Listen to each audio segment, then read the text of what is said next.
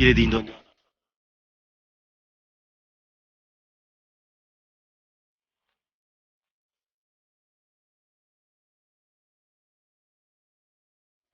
Seigneur notre Dieu, nous sommes que de simples instruments. Nous voulons que ce moyen, que ce canal éternel notre Dieu puisse atteindre la vie d'une personne pour, Seigneur, son salut.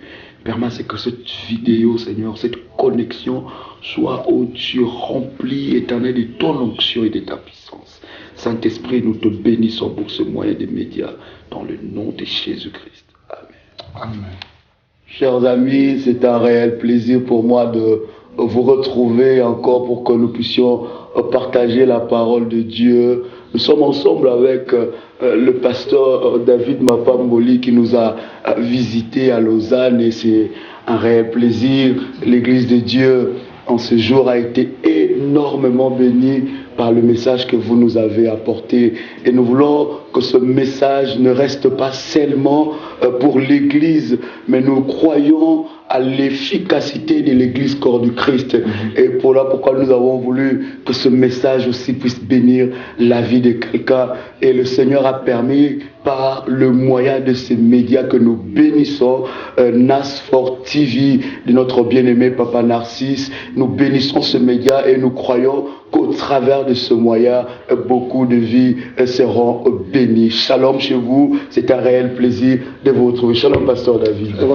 C'est un réel plaisir. Nous avons énormément été bénis aujourd'hui par la parole de ce matin. J'étais étonné, ça fait longtemps que nous avons travaillé ensemble dans des programmes. Et ce matin, pendant que j'étais en train d'écouter la parole, je saisis des pensées extraordinaires. Voilà pourquoi je voulais que le peuple de Dieu puisse aussi bénéficier de cette grâce. Vous pouvez vous présenter, vous appelez Pasteur David comme nos amis le savent. Mais je voudrais que nous puissions connaître un peu plus pour les personnes qui découvrent en Suisse notre bien-aimé le révérend Mapamboli. J'aimerais que vous puissiez vous présenter, que vous expliquiez votre travail, votre vocation et l'empreinte même de votre ministère. Merci beaucoup apôtre Joël Kamba, c'est vraiment un privilège pour moi d'être aujourd'hui sur ce plateau télévisé de NASFOR TV. Je bénis Dieu pour l'invitation que j'ai reçue officiellement de ta part. Vraiment, comme je dis toujours, on peut aimer tout le monde, parce que ça qu'on doit aimer tout le monde, mais on ne peut pas faire de tout le monde ses amis. Et j'ai appliqué un principe, c'est de pouvoir sélectionner mes amis. Parce que certains amis peuvent soit te faire monter, certains amis peuvent te faire descendre. Et je bénis Dieu de ce qui nous a mis en connexion ensemble. Et comme tu l'as dit, aujourd'hui nous avons été bénis en passant par l'église Messa, en portant la parole de Dieu. Et je bénis aussi Dieu pour le plateau NASFOR TV. J'ai pu entrer voir le studio de ce que notre frère Narcisse fait. Et je bénis Dieu parce que la parole de Dieu déclare que cette bonne nouvelle sera prêchée dans le monde entier. Autrefois, peut-être, les Paul, les Pierre avaient besoin de prendre des bateaux ou marcher à pied. Mais aujourd'hui, nous n'avons plus nécessairement besoin de marcher à pied, de prendre des bateaux, de payer un billet d'avion.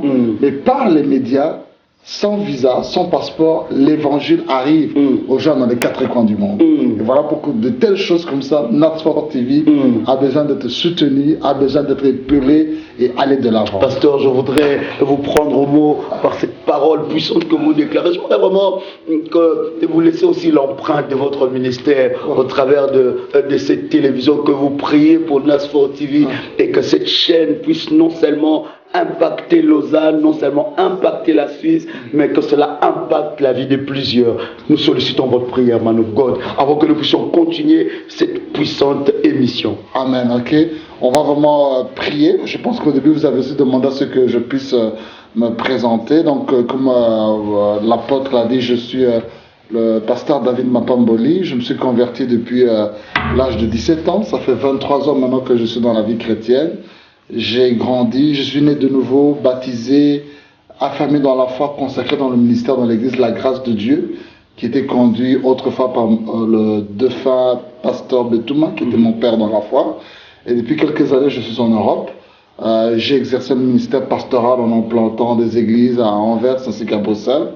Et là, depuis 2 années, j'ai arrêté le travail au niveau de l'église locale et je me suis lancé dans un ministère missionnaire. Donc nous allons souvent avec mon épouse, la sœur Bobette Blessing, de ville en ville, tenir des conférences dans le domaine du message de la foi et aussi dans le domaine conjugal pour aider les familles.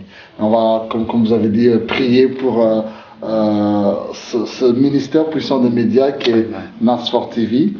Père, nous voulons te dire merci pour ce privilège que tu nous permets d'être sur le plateau et de bénir encore des vies dans le monde entier. Et nous voulons t'apporter, Seigneur, ce ministère de médias, que ta grâce soit dessus. Quand tu donnes la vision, tu donnes aussi la provision.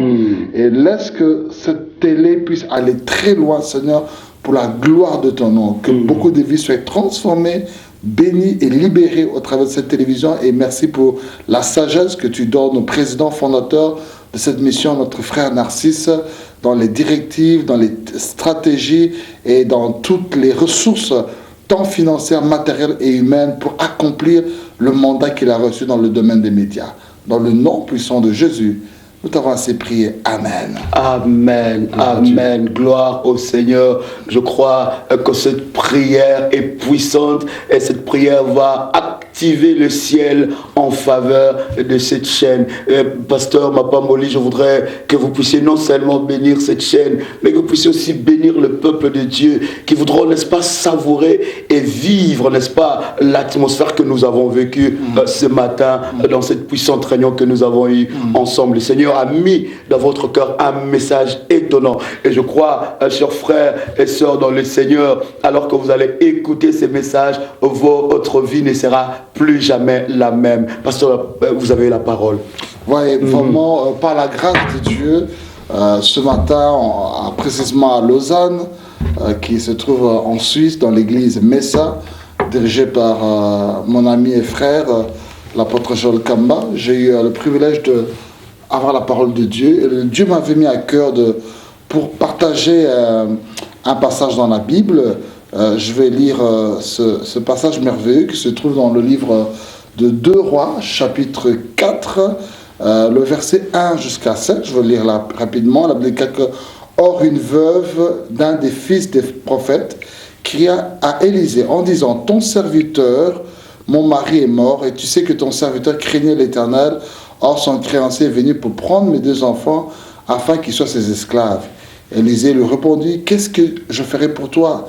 Déclare-moi ce que tu as à la maison. » Elle dit « Ta servante n'a rien du tout dans la maison qu'un pot d'huile. » Alors il lui dit « Va, demande des vaisseaux dans la rue à tous les voisins, des vases vides, et n'en demande pas un petit nombre.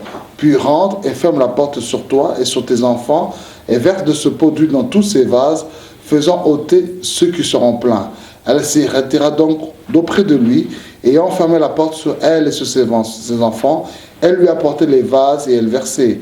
Et il arriva qu'aussitôt qu'elle eut rempli les vases, elle dit à son fils, « Apporte-moi encore un vase. » Et il lui répondit, « Il n'y a plus de vase. » Et lui s'arrêta.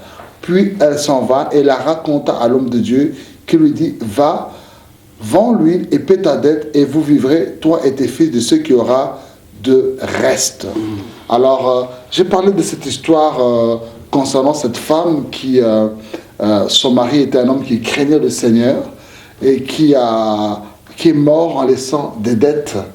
Et non seulement des dettes, mais ses enfants étaient aussi menacés pouvoir être pris par des personnes aux qui son mari devait de l'argent.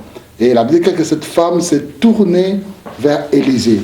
Alors, le premier aspect que je voudrais aborder, c'est que quand on lit ce texte, c'est quelque chose de très important qui est mis, c'est que cette femme avait un homme qui était serviteur de Dieu, et en plus qui craignait le Seigneur. Mais la grande point d'autorisation, c'est que ce serviteur craignait Dieu, mais il est mort pauvre, et il a laissé des dettes apôtres. Donc on peut se poser des questions, comment quelqu'un qui sert Dieu, des réelles questions, et qui craignait Dieu, mais qui est mort pauvre. Donc le fait de servir le Seigneur n'est pas une garantie que la pauvreté ne sera pas là. Il y a des principes qui sont dans la parole de Dieu que nous devons appliquer pour pouvoir vivre certaines choses dans notre vie. C'est comme pour la richesse. Si tu croises tes bras, tu ne travailles pas, l'argent ne viendra pas. Quoi que tu cries au nom de Jésus, au nom de Jésus. Et dans cette richesse, il y a l'épargne qu'il faut faire. Dans cette richesse, il y a des investissements qu'il faut faire. Dans cette richesse, il y a aussi ta dîme que tu dois payer pour que tu vives ta richesse. Et donc cet homme est un homme, il aimait le Seigneur, il craignait le Seigneur, mais certains principes du domaine de la prospérité n'étaient pas compris. Comme on peut savoir des exemples de gens qui, il aime le Seigneur, mais il n'est pas conscient que être en bonne santé, c'est la volonté de Dieu pour lui. Et il accepte la maladie dans sa vie. Mais le jour où il comprend que non, par ses meurtrissures, j'ai été guéri, et que la volonté de Dieu est que je sois en bonne santé, à ce moment, la personne prend conscience que non seulement j'ai le droit d'avoir le salut, mais le salut ne se limite pas seulement à être sauvé, mais c'est aussi l'épanouissement dans tous les autres domaines. Sur le plan de la délivrance, sur le plan de la guérison, sur le plan de la prospérité. Donc la parole de Dieu doit être prêchée pleinement. Oui, pleinement, parce que si vous êtes dans une église, vous ne prêchez seulement que la sanctification.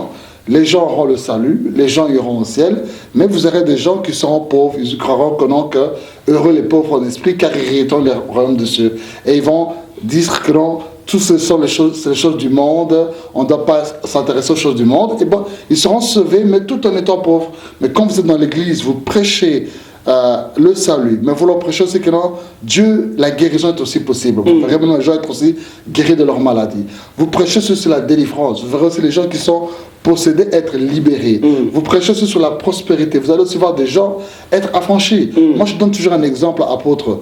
Lorsqu'on était très jeunes, on se promenait souvent avec des Bibles, avec Josué chapitre 1, verset 8, on disait que non, que celui de la loi ne s'élève pas de sa bouche. Et les gens restaient avec leur Bible sous les bras. J'aurais du succès, j'aurais du succès.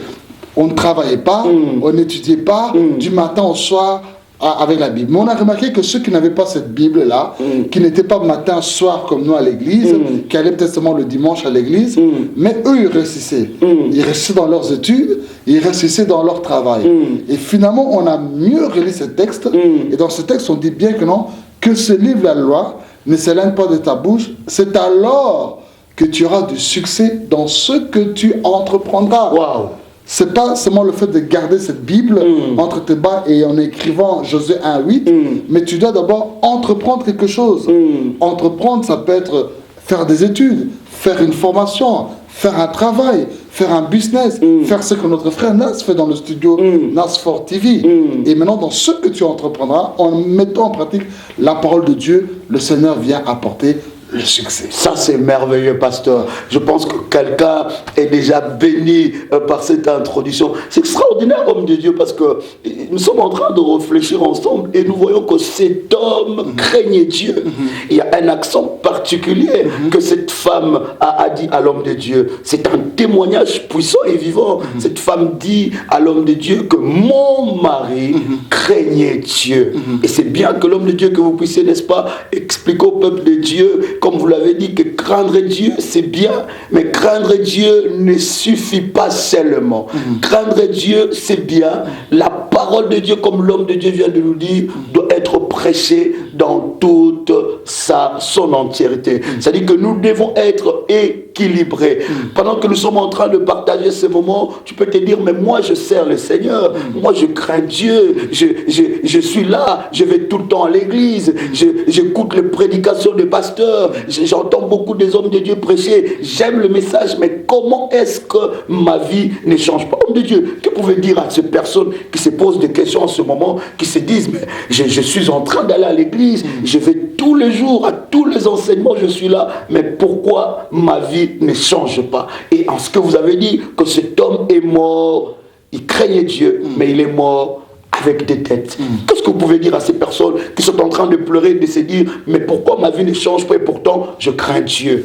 Voilà, donc tout cela je veux dire aux gens, c'est que dans la vie, vous devez comprendre qu'il y a la part de Dieu, il y a aussi la part de l'homme. Laissez Dieu faire ce qui est sa part. Et vous faites aussi votre part. Le problème aujourd'hui, c'est que beaucoup de chrétiens, ils veulent que Dieu fasse tout. Dieu, il a sa part qu'il va faire, mais maintenant nous devons faire notre part. Notre part, c'est de faire ce qui est possible. Et Dieu viendra faire sa part, ce qui est impossible. Wow, pasteur, ça c'est très fort. L'homme doit faire sa part, ce qui est possible.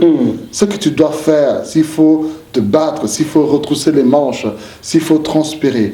Maintenant, là où maintenant ce que ta main gauche et ce que ta main droite ne savent plus rien faire et limiter, la troisième main, qui est la main invisible de Dieu, va venir intervenir.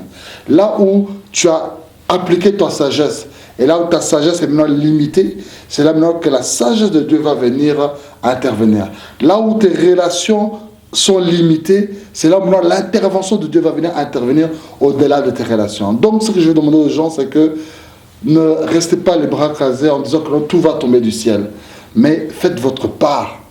S'il faut frapper aux portes, s'il faut travailler, s'il faut chercher un emploi, s'il faut faire une formation, vous faites votre part, faites le possible afin que Dieu vienne faire l'impossible. Et vous verrez que tous les miracles que Jésus-Christ avait fait, il demandait toujours aux gens de faire le possible, ensuite Christ faisait l'impossible. Amen.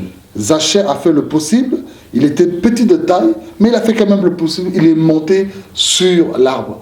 Et Christ a fait l'impossible, a dit, descends aujourd'hui, je vais manger chez toi. Cette femme à la perte de sang, elle a fait le possible de se faufiler dans la foule.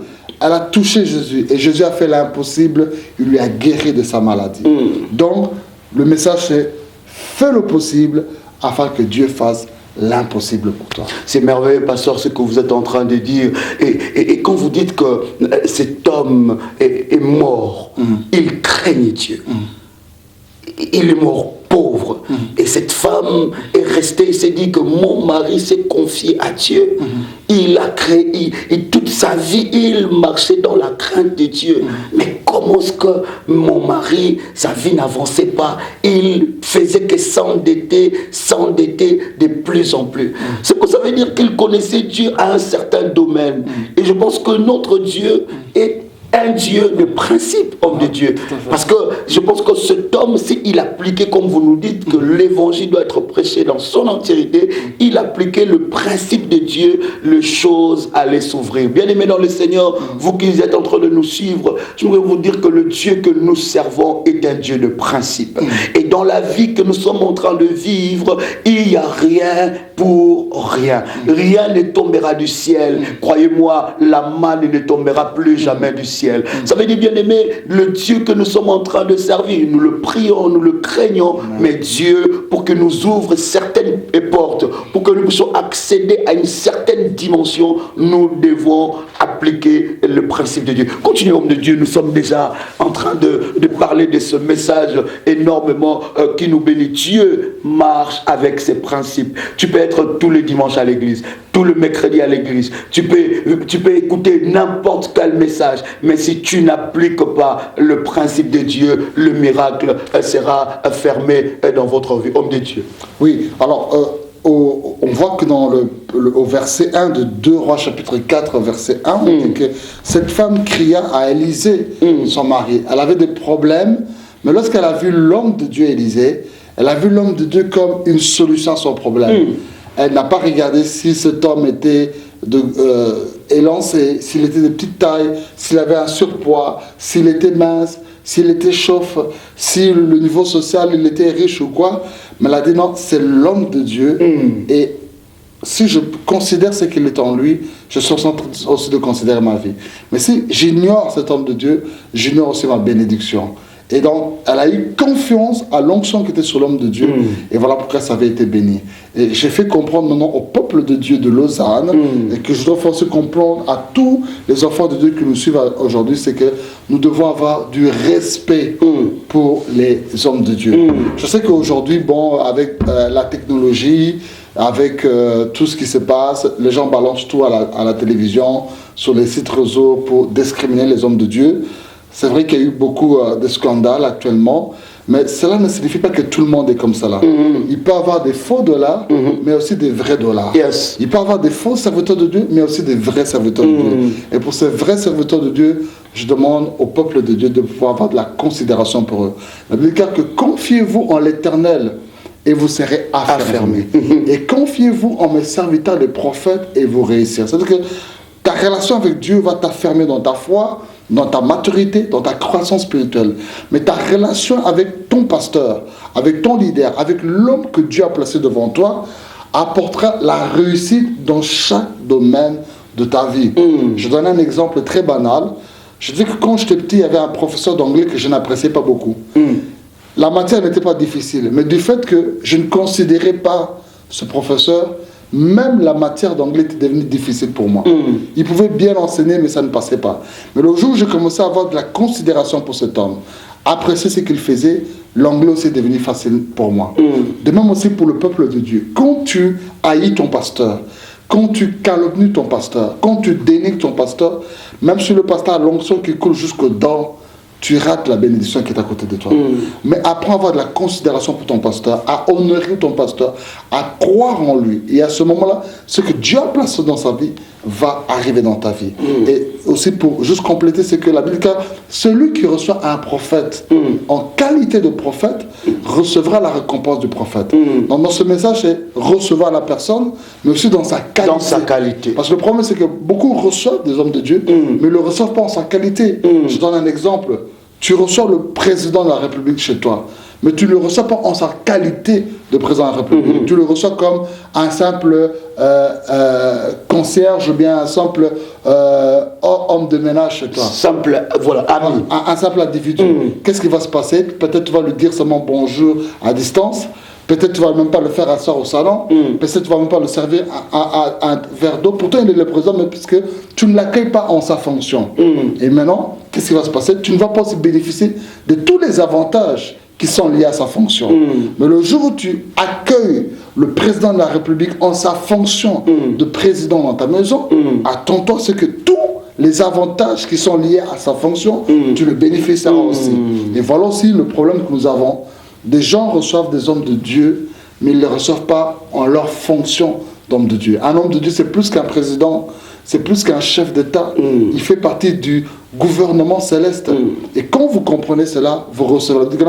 Celui qui reçoit un prophète en qualité de prophète recevra la récompense du prophète. Donc, la qualité de ta récompense dépend de la qualité de l'accueil que tu fais de l'homme de Dieu. Pasteur, ça c'est très profond. J'aimerais que vous puissiez nous ouvrir cela. La qualité de ta récompense est déterminée de la qualité de l'accueil que tu fais à l'homme de Dieu que Dieu a placé dans ta vie. Amen. Bien-aimés dans le Seigneur, au travers de ce message, nous voulons recentraliser les choses.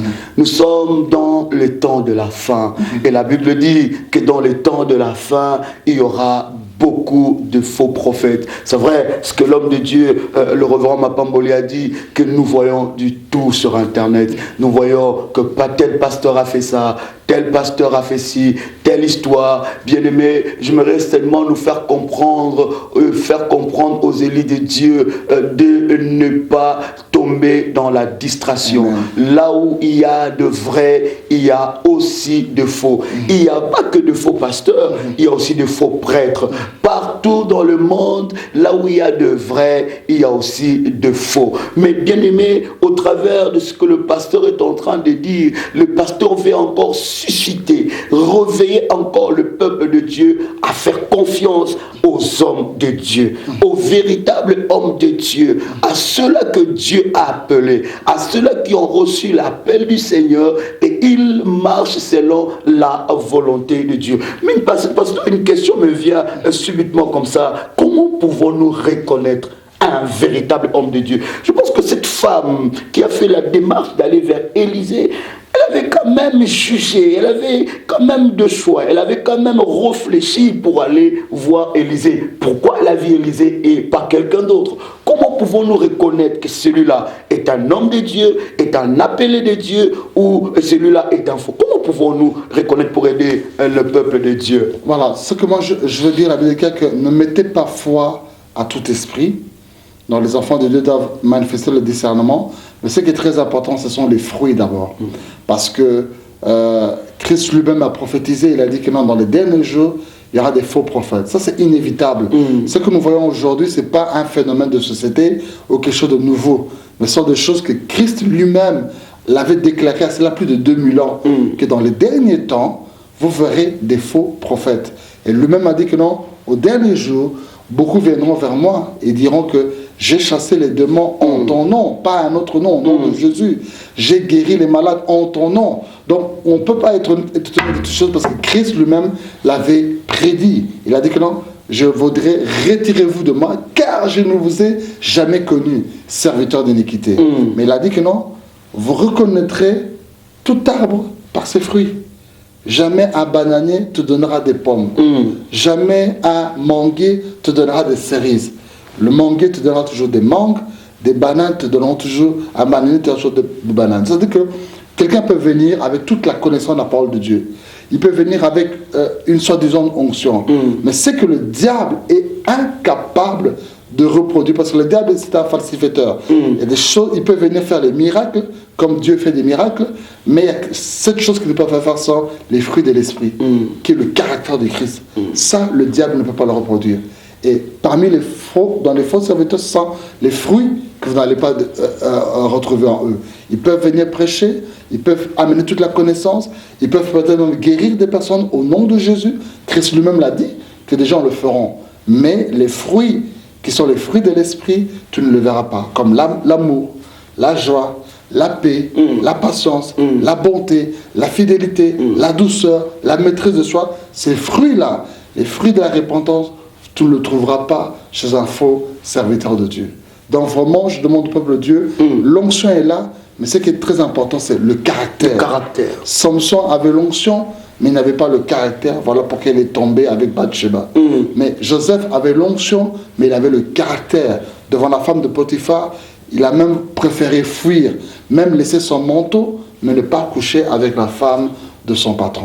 Donc, ce que je dis au peuple de Dieu, malgré la connaissance qu'il peut avoir, malgré l'onction qu'il peut avoir, mais regardez quels sont les fruits qu'il porte. Ce sont des fruits de l'esprit, des fruits dignes de la repentance. Nous vous encourageons à considérer ces hommes de Dieu, à vous attacher à eux, et vous vivrez la bénédiction dans votre vie. Ils sont le canal que Dieu a destiné, que Dieu a préparé pour votre bénédiction. Il y en a qui se disent, moi je ferai plus confiance au pasteur, parce que quand tu vas dire ton problème à un pasteur, le pasteur non seulement il en partage à sa femme, mais sa femme va en partager à sa meilleure amie, et sa meilleure amie, ainsi de suite. Mon problème deviendra le problème de tout le monde connaîtra mon problème. Au travers de ce message, l'homme de Dieu veut nous dire, bien-aimés dans le Seigneur qui nous suivez, que nous devons placer confiance aux hommes de Dieu. Et l'homme de Dieu a été clair, il a dit, nous le reconnaîtrons par leurs fruits. Fais confiance à ton pasteur. C'est lui-là qui prie pour toi. C'est lui qui gêne pour toi. Quand tu es malade, il est là. Quand il y a des naissances, il est là. Quand tu as des soucis, c'est lui que tu appelles. Il est un canal incontestable de bénédiction pour ta vie. Parce que c'est un homme que Dieu utilisera pour que ta vie puisse connaître une dimension extraordinaire. La confiance que cette femme avait à Élisée, l'homme de Dieu, cela m'étonne énormément. Elle arrive et elle voyait en Élisée la solution à ce problème-là. Je voudrais que vous puissiez un peu nous ouvrir et continuer avec cela. Comment est-ce que ça a été cette démarche? Comment est-ce que cette femme, qu'est-ce qu'elle a reçu de la part de l'homme de Dieu? Ouais, et donc... Dans cette démarche-là, la Bible déclare que lorsqu'elle a parlé à l'homme de Dieu ainsi, l'homme de Dieu lui a dit, femme,